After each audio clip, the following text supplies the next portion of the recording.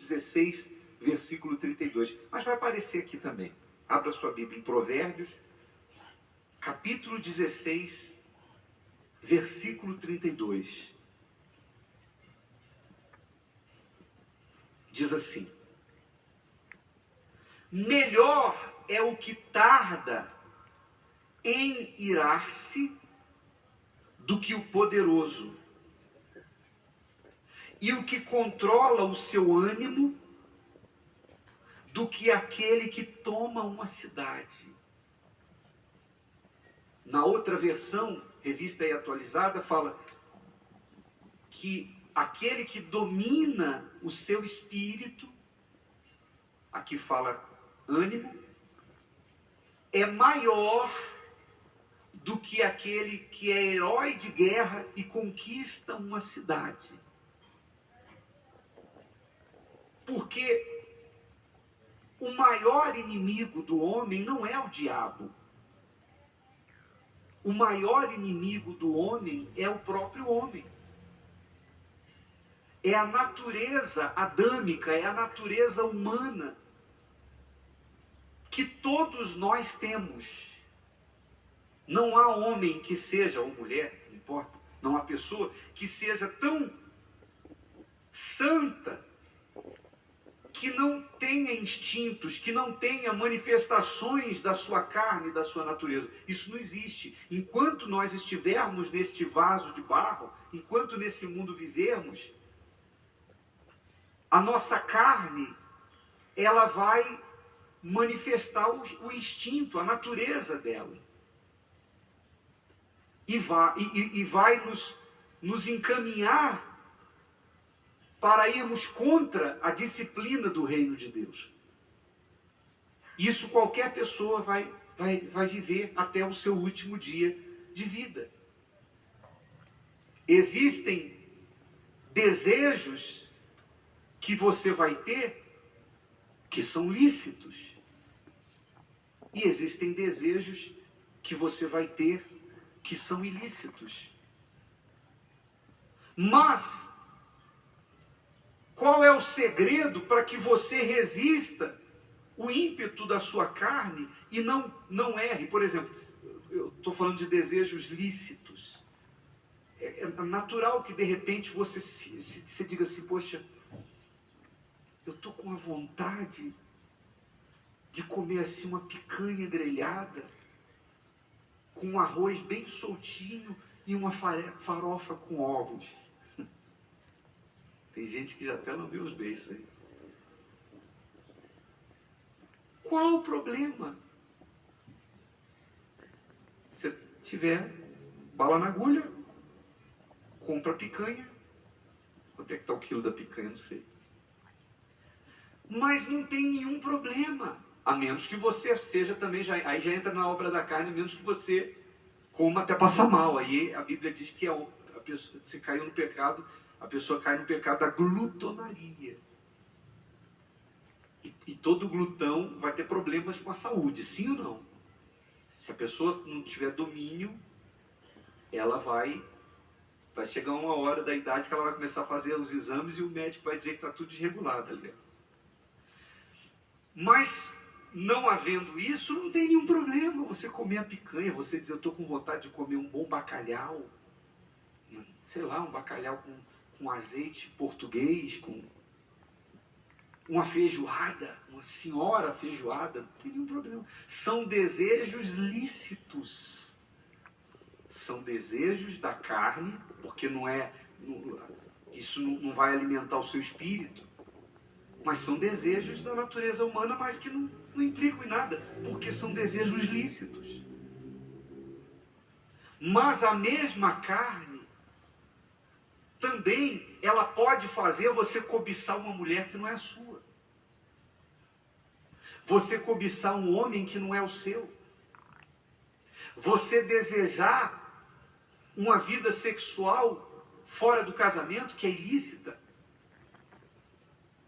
A mesma carne vai levar você a se irar e guardar mágoa contra alguém que lhe fez o mal. Você vai ser tentado a odiar, a não perdoar. Você vai ser tentado a fazer da mentira uma ferramenta para se safar de algum problema ou para alcançar algum objetivo. E nós poderíamos aqui listar uma série de outras coisas que vão se manifestar e que podem se manifestar, e qualquer pessoa está sujeita. Qualquer um de nós está sujeito a isso. Então, como fazer para não errar? Para não agir segundo a sua natureza? É aí que entra o Espírito Santo. Quando uma pessoa recebe o Espírito Santo, não significa dizer que essa pessoa não passe por tentações. Olha só o que diz a Bíblia aqui, no livro de Mateus, capítulo 26, versículo 41. Jesus orientou. Mateus 26, 41. Ele diz assim, ó: vigiai e orai, para que não entreis em tentação. Na verdade, o espírito com E minúsculo, significa o espírito humano. O espírito está pronto, mas a carne é fraca. Ou seja, se você é uma pessoa que conhece a palavra de Deus, então aqui você tem consciência do que é certo e do que é errado. Do que você deve e que não deve fazer. O espírito sabe, a consciência sabe. Mas a carne, ela pende para aquilo que é errado, para aquilo que é indisciplina.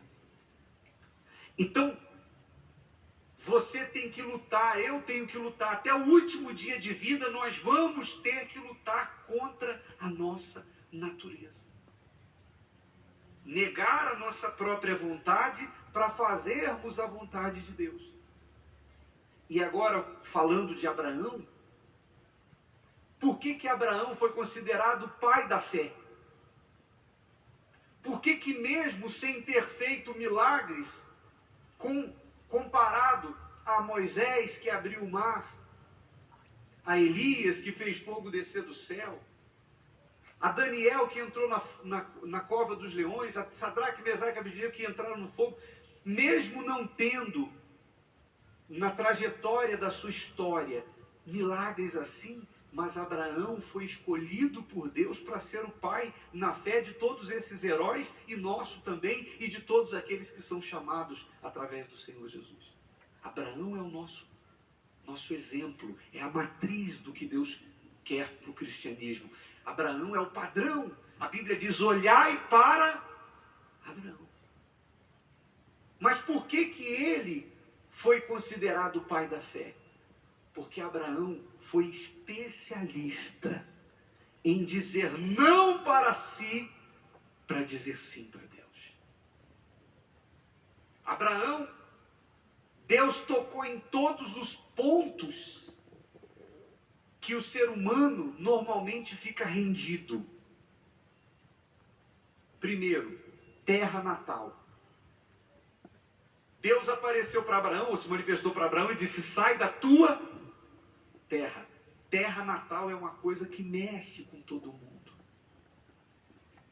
Há pessoas que estão vivendo hoje num lugar que é distante de onde nasceram, de onde foram criadas, e quando elas fazem algum tipo de comentário sobre o lugar que nasceram, elas falam com brilho nos olhos: minha terra.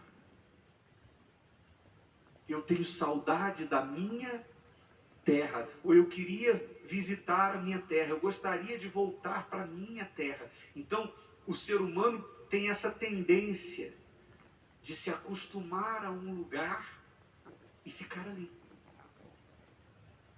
Tem gente que para mudar de uma rua para outra, ou de um bairro para o outro, ela fica, se ela precisar, ela se planeja, porque ela já acostumou com os vizinhos, ela já acostumou com o lugar, a padaria onde ela compra pão, o açougue onde ela compra carne, o mercado, ela já chama as pessoas pelo nome, as pessoas já chamam ela pelo nome, ela já sabe quando ela vai no médico, onde é que ela vai, ela já tem a vidinha dela ali, ó. Então Abraão chegou aos 75 anos de idade e estava agora com a sua vida estabelecida em Harã. Até hoje existe a cidade de Harã, na Turquia, fronteira com a Síria.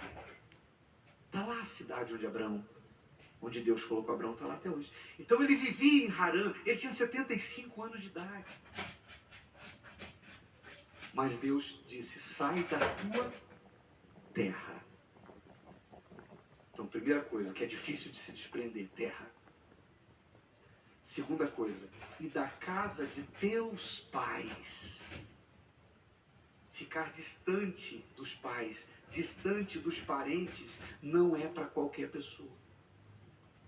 Tem gente que não consegue, ela não suporta a dor da saudade. Sim ou não?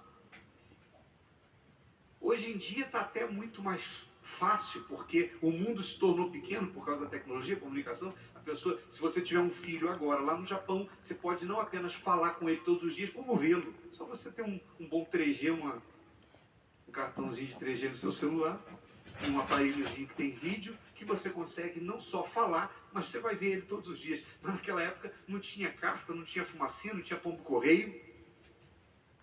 Não tinha nenhum tipo de comunicação, telefone com fio, sem fio, não tinha nada. Tchau, foi embora, você não sabe mais.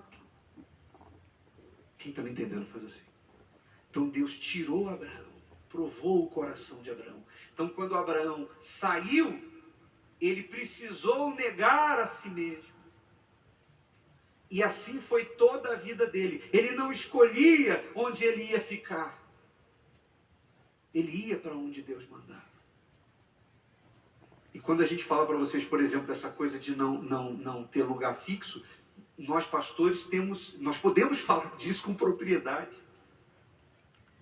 Porque a gente não tem parada certa. Vocês que são membros da igreja, talvez quem esteja pela primeira vez não vai entender isso, mas vocês que são membros da igreja, vocês sabem quantos já passaram aqui e tem gente que não sabe nem onde é que eles estão. Às vezes vem, fulano está onde? E o pastor fulano? E o Beltrano? Você não sabe, a gente está no exterior, está do outro lado do mundo, está lá numa ponta do Brasil. Então, o filho do homem não tem onde reclinar a cabeça. Então Abraão não tinha a parada certa, ele ia onde Deus o mandava.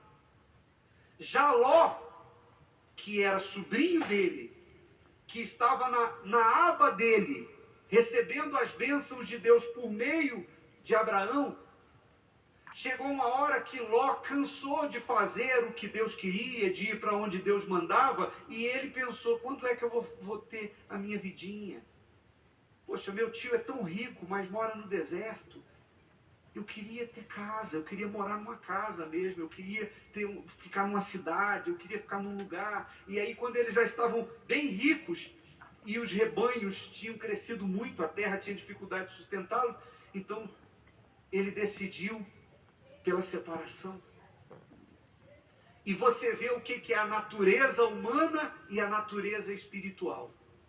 Na hora de escolher para o lado que ia, Abraão abriu mão disso. Abraão disse, olha, meu sobrinho, está aí, a terra está aí, ó, toda diante dos nossos olhos. Se você disser que vai para a direita, eu vou para a esquerda. Se você disser que vai para a esquerda, eu vou para a direita. E aí Ló olhou e viu as campinas do Jordão, uma terra atrativa diante dos olhos. Os olhos são, a visão é um instinto, não é isso? E ele viu que lá tinha cidade, é para onde ficava Sodoma. Então ele pensou, poxa, ali eu posso morar, posso criar minhas filhas, ali eu posso plantar, colher, me tornar um comerciante, eu vou ter não vou ficar essa vida de andar para lá, Deus aparece, agora vai para cá, agora vai para lá. Eu vou fazer um pouco a vontade do meu coração. A natureza humana de Ló se manifestou. E ele então decidiu ir para Sodoma. E aí você sabe qual foi o fim de Ló. A cidade de Sodoma estava corrompida. Deus precisou tirá-lo às pressas porque a cidade foi destruída. A sua esposa, apegada à cidade, ficou olhando para trás na hora de sair, se converteu numa estátua de sal. Ele viveu os seus últimos dias dentro de uma caverna. E as duas filhas o embriagaram e se relacionaram com ele, e ele foi pai dos próprios netos ou avô dos próprios filhos. E da sua descendência, das duas filhas, nasceram os amonitas e moabitas, que vieram a ser inimigos de Israel, descendência de Abraão. Tudo por quê? Porque Ló não conseguia dizer não para o coração dele como Abraão conseguia.